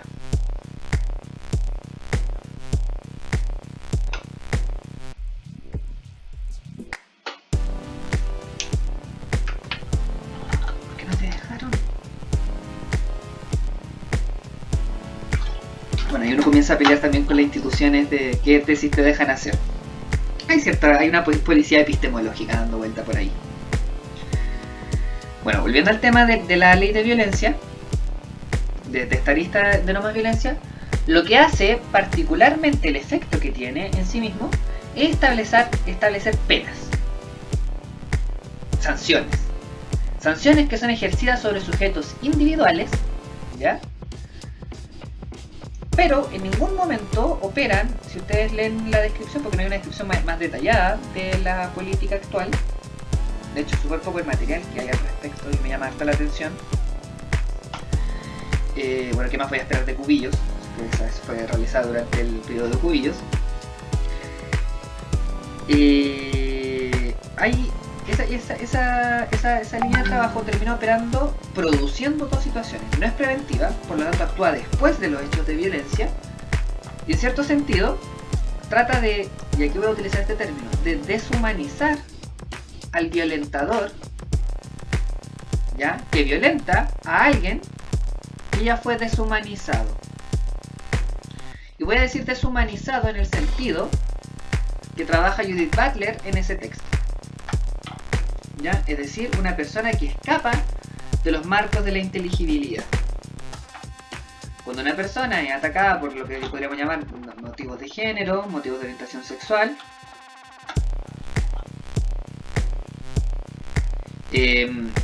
¿qué pasa? Efectivamente hay un marco institucional en el cual se basa en un modelo, como ustedes se dieron cuenta, la política se basa en relegar el sexo como verdad última. Hay un conjunto de prácticas que operan, ¿ya? Por lo tanto, el sujeto estudiante está investido de un conjunto de marcos de inteligibilidad en el cual lo que no opera dentro de aquello es ininteligible y pasa a ser una vida que no es llorada, por tomar la metáfora de Judith Butler. Una vida que no es llorada y que es legítimamente exterminable, que hay que volverla irreal.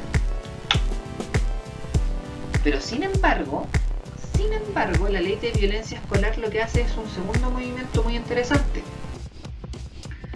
Porque va a tomar a este violentador, al chiquillo que golpea, al chiquillo que abusa, y lo va a investir a él mismo también. O sea, lo va a desinvestir de la categoría de humano.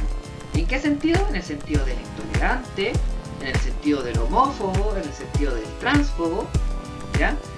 Y lo va a deshumanizar porque sobre él tienen que caer las penas. Y aquí es interesante el texto de Agamben al respecto de aquello, porque es un campo que apela a la convivencia escolar. Entonces apela en la exclusión del sujeto, que no es parte de nosotros. Es decir, lo vamos a identificar como el sujeto patológico de una sociedad, cuando en realidad es el efecto positivo y real de un conjunto de prácticas sociales. De lo que ahí George Agamben va a entender como el burócrata, este sujeto que sigue al pie de la letra, fuera de toda su intencionalidad, los reglamentos de los marcos de inteligibilidad. Por lo tanto, va a considerar que todo cuerpo que escape de una heteronorma, una mujer que diga que no, un maricón con mucho maricón, ya muy maricón, le va a pegar. ¿Ya? Y además pasa lo que dice Catalina.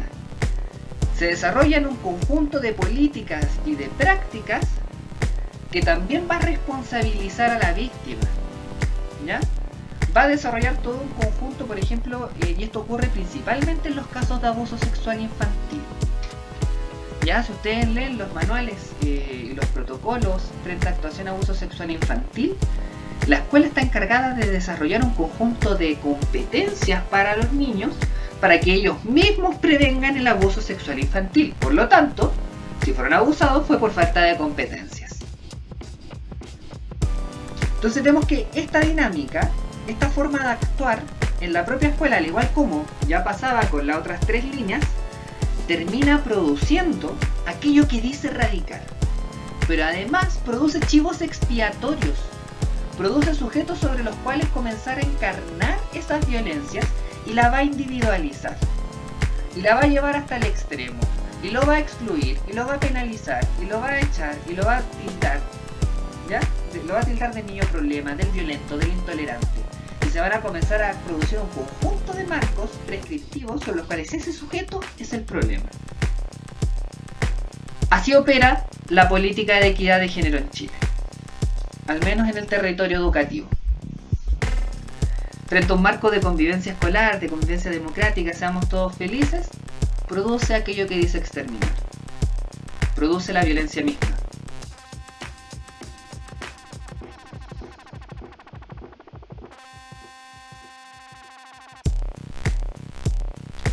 Entonces, y esto se encarna efectivamente en el conjunto de protocolos, de protocolos de actuación, manuales de convivencia, que establecen una serie de penalidades, ¿ya?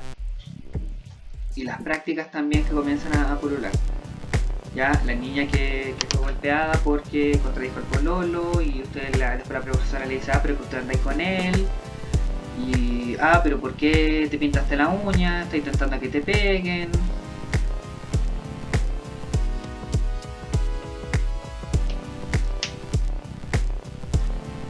No entiendo lo que dice Vale.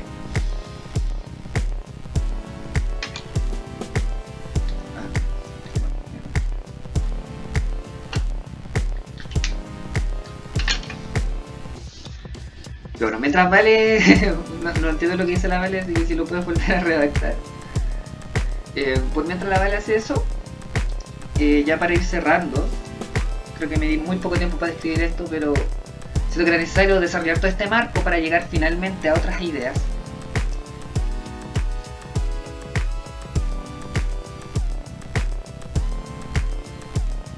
Volver las situaciones anómalas como márgenes inteligibles posibles de normalizar.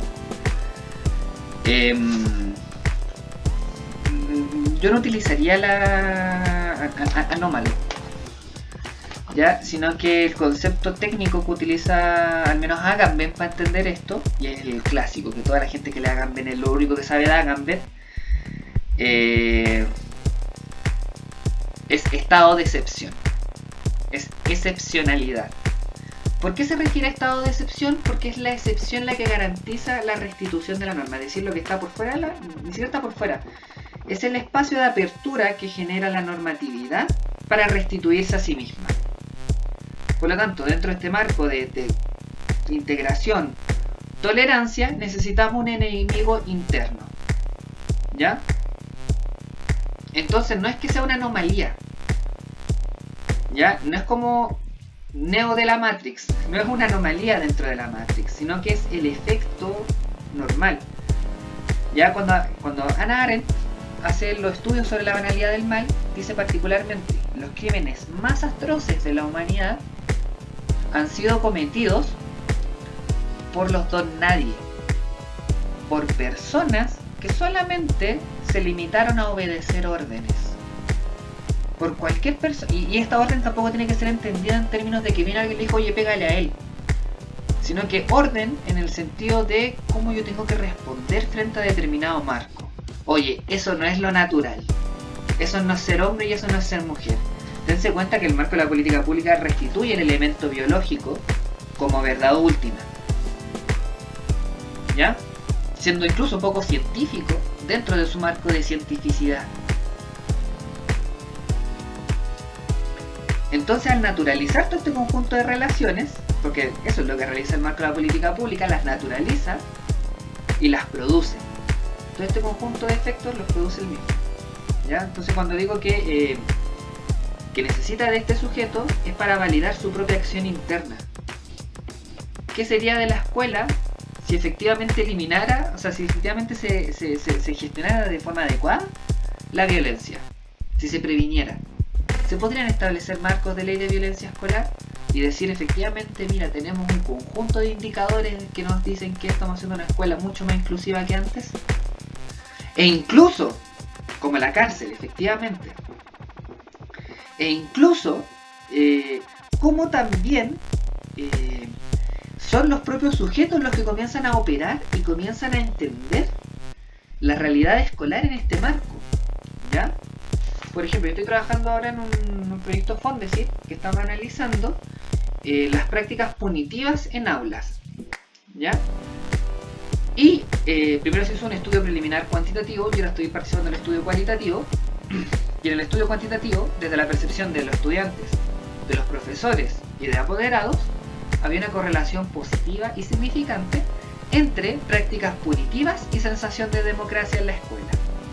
Es decir, que mientras más prácticas punitivas tenía una escuela, los estudiantes, los apoderados y los profesores apelaban a que era una escuela mucho más democrática. El estudio cualitativo en el que estoy yo ahora da los mismos resultados. Hay una significación, el sentido y significado que hay sobre las prácticas punitivas es entenderlas como prácticas democratizantes. Es decir, que se castiga a quien debe ser castigado y se recompensa a quien debe ser recompensado. Ley pareja es justa, exactamente. Esa es la metáfora que opera ahí. De hecho, es una...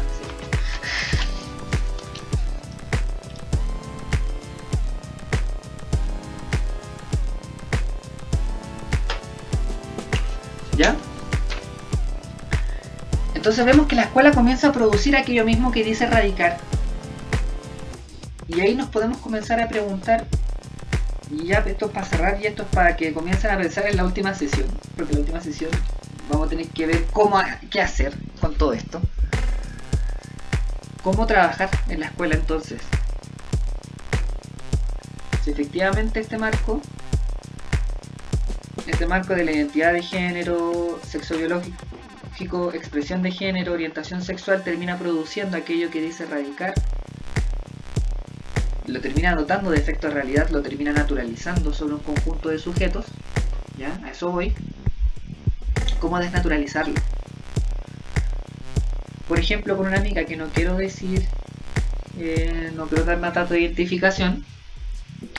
Una vez ella quería trabajar en un programa de prevención de... ¿cómo era? Como prevención de situaciones de abuso en contextos de consumo problemático o en contextos de consumo.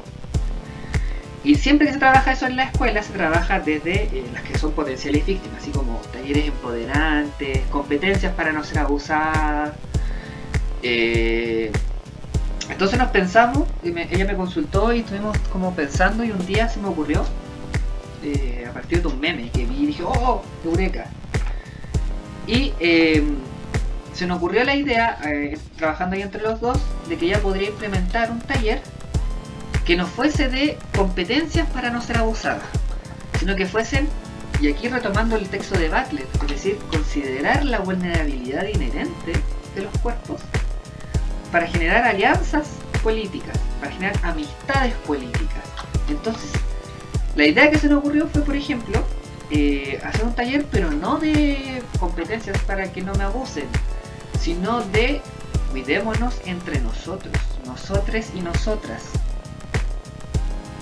Ya, trabajar en un taller que efectivamente no se volcara sobre revictimizar a la víctima o a la potencial víctima y no patologizar al victimario o viceversa, sino que efectivamente en activar una red de cooperación interna. Es decir, que probablemente en un curso los cabros son los mismos que carretean entre ellos. Entonces generar práctica de co-cuidado, no de autocuidado, de co-cuidado entre estudiantes, permitía no patologizar, no revictimizar y sí activar redes. Y activar redes que incluso se podrían extrapolar hacia otros contextos. Entonces, como que no, el taller nunca se logró realizar porque COVID, pero es una idea que funciona en un esquema radicalmente distinto. Y por eso es necesario realizar esta lectura de la esquemática como opera. Y que aún en operar distinta a la esquemática, funciona como indicador de calidad. Funciona como indicador de la perspectiva de género, la perspectiva de prevención de consumo, de prevención de situaciones de abuso.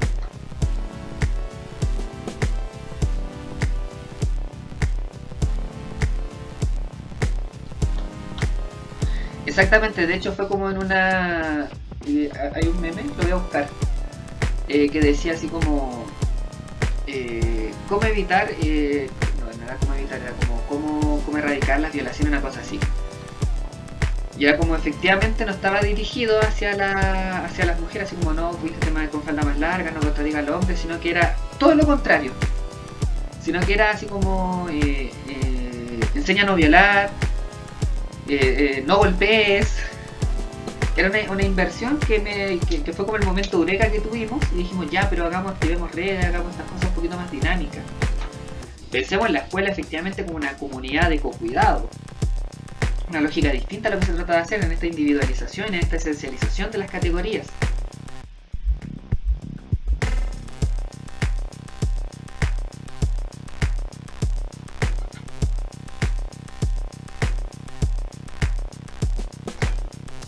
Entonces la idea es como, si se dan cuenta, al hacer un diagnóstico rápido, ya esto no es un diagnóstico muy profundo, podríamos hacer un diagnóstico mucho más profundo y quizás encontrar qué cosas. Comenzamos a ver cómo opera la política pública, cómo también se plasma y se materializa, particularmente de un efecto performativo, en la realidad escolar. En este caso de la gestión del género y la sexualidad. Entonces, vemos que la naturalización no es el camino. Entonces, ¿cuál sería el camino? Y en ese sentido, la siguiente semana vamos a analizar esto que yo llamé, y esto que está en el texto de de Donna Haraway, la perspectiva parcial, también conocida en acción como el conocimiento situado. Pero conocimiento situado nuevamente desde la lectura directa del texto, que no es lo mismo que la gente generalmente enuncia como conocimiento situado, para decir, ay, esto es mi vivencia y solo es mi vivencia, sino que conocimiento situado implica una interconexión entre vivencias. ¿Ya? Y que apela a la idea que revisamos esta sesión de objetividad científica, critica la objetividad científica, pero también va a criticar el relativismo. Entonces ahí está la postura que podemos tomar para que no caigamos en una postura anticientificista, ni antivacunas, 5G, etc. Sino que particularmente caer en una mirada particular, ¿ya? Que es esto que Donna Haraway entiende como conocimiento situado, que Harding entiende como objetividad fuerte, que Fox-Keller entiende como una epistemología de la conexión, ¿ya? Y que al menos Donna Haraway es la más entendible, porque Fox-Keller es un poquito más diluviana y Harding también, ¿ya? Y particularmente lo vamos a analizar a partir de ya tomando que las categorías naturalizadas no nos sirven mucho, las podemos utilizar de forma estratégica para realizar otros giros, ¿ya? Vamos a analizar la política de educación sexual. El primer informe que realiza Ricardo Lagos con no me acuerdo quién más. Se me olvidó el segundo autor. La política de educación sexual integral propuesta por la UNESCO y el proyecto de ley de educación sexual integral que entró en discusión a finales del 2019. ¿Ya? Sí, Harry, la que habla de objetividad fuerte. Vamos a analizar esos tres ya desde el marco de la desnaturalización, pero también, y lo que me parece más interesante, en cómo vamos a mirar la idea de la integralidad. Y quiero que se pregunten eso cuando lean los textos. ¿Qué es el enunciado integral en la educación sexual integral? ¿Y cómo podemos responder frente a eso en la lectura de Donna Haraway? Y así pasamos al conocimiento situado y la perspectiva parcial. ¿Ya? Así que eso. Dudas, comentarios, reclamos.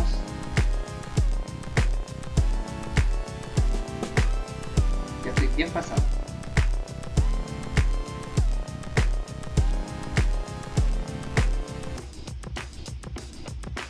¿No?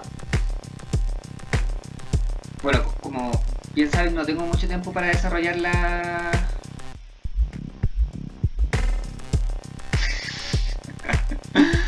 Como le he dicho, tengo muy poco tiempo para desarrollar todas las ideas. Si esto fuese así como, no sé, un curso en un semestre de universidad, yo tendría tiempo para que nos sentáramos a ver particularmente qué dice el decreto número tanto, analicémoslo desde el marco que vimos en la clase pasada y así tendríamos ir más profundo. La invitación es que ustedes hagan esas lecturas también, ¿ya? O que si ustedes quieren podemos hacer lo mismo que estábamos haciendo con el taller de porno, de al final generar un mini compendio de reflexiones que ustedes puedan tener a propósito de las ideas que van saliendo acá. Si quieren analizar más profundamente una ley, un decreto, un instructivo, una circular, lo que sea, ¿ya? Así que eso, yo no tengo mucho más que decirles. Ya introduje la temática de la siguiente semana. Ya es bien poco los textos de la siguiente semana. La última sesión todavía la estoy repensando porque quiero... es muy amplia. Ya la niña pensaba casi de yo llegar y preguntarle, bueno, ¿cómo resistimos a la escuela? Y no creo que salga algo mucho sin una dirección al menos más elaborada. Entonces la voy a tratar de rearmar, ¿ya? Prometo tratar de hacerlo esta semana que estoy un poquito más libre. Así que eso, muchas gracias por haber venido. Yo grabé ahora, lo voy a subir dentro de los próximos días para que si quieren invitar gente se lo manden y lo puedan ver.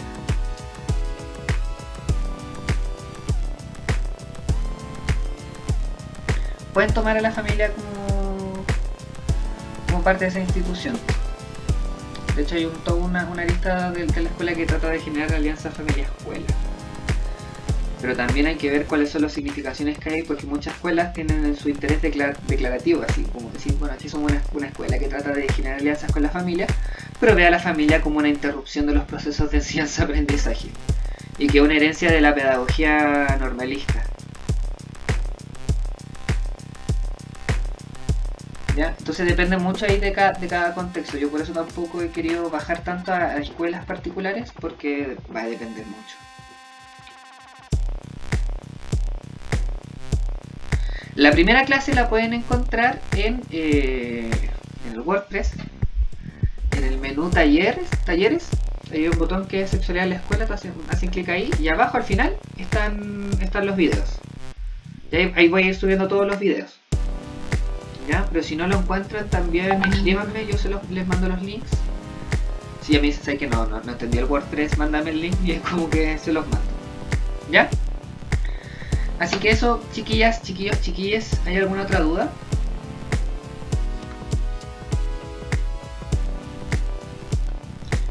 Porque ya hace un poco de hambre y yo también tomo once.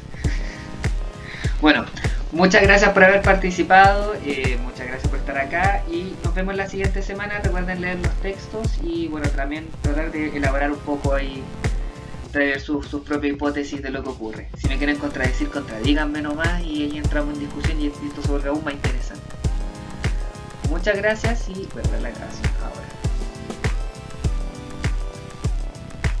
Eso, cuídense harto, por favor.